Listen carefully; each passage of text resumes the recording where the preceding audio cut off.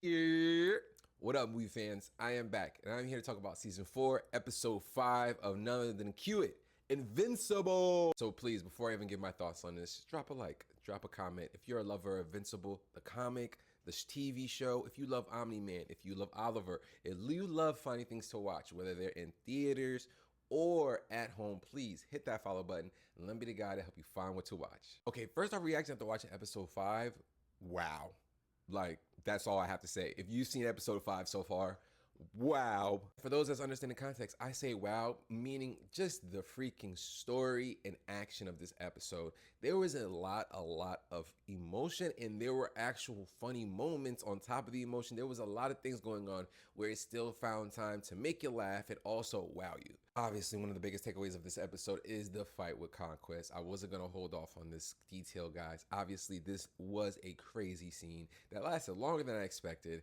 There are more photos that I could have showed y'all, but it'll get flagged by TikTok. But this battle was so gruesome.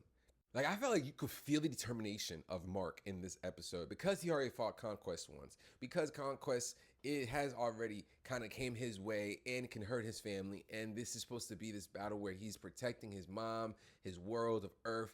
There's just so much weight on Mark throughout this whole episode, in my opinion. Literally starting from the beginning of this episode with the conversation with his father.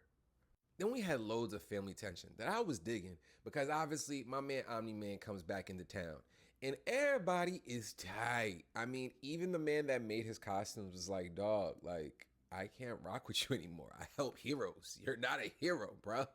And then have an amazing performance from mom down here. She did her job. She said what needed to be said. They even had her cussing at him, which I did not expect. This cartoon keeps it so mature for the viewers out there. But most people would say F you if you have done half of what Omni-Man has done to her. I mean, I also forgot they did a callback. I forgot he called her a pet. Once you call your wife a pet, I really don't know if there's any more comebacks. And then you get a lot of context with Oliver. The weight on Oliver's shoulders is heavy in this episode too, because he's just pissed all around. He's got that younger perspective of a kid. He's like, dog, I don't even know you that well, but I know so much about you and none of it is good. And then you literally come into town, don't visit me, and your whole excuse is like, I'm saving you from me. Like, no kid that loves their parent wants to hear that.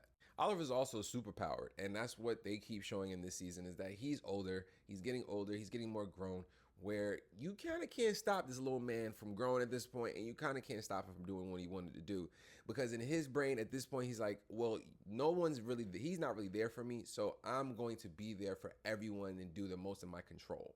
I think I need more context to this though. Invincible readers, how in the world is Invincible even able to get through a battle like this? I have no idea. Like, I really would like understand, because then the end of this fight, he's left kind of semi-breathing with a hole in his stomach.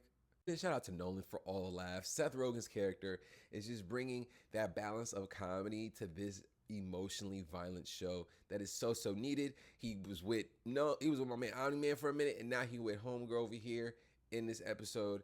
I'm kind of curious of what's about to happen to them for next episode. But let me know your thoughts in the comments. How you felt about this episode and your overall thoughts on season 4 thus far.